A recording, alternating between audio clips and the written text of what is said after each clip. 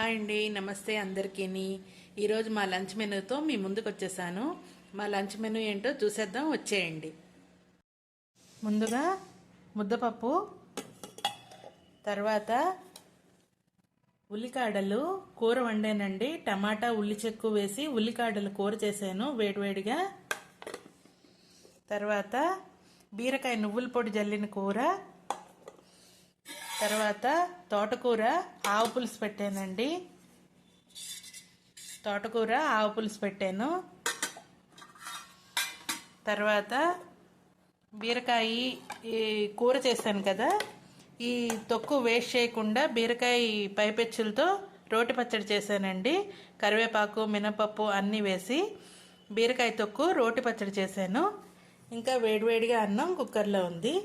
ఇదండి ఇవాళ మా లంచ్ మెనూ. మీరేం వంటలు చేసుకున్నారు నాకు తప్పకుండా కామెంట్ చేయండి.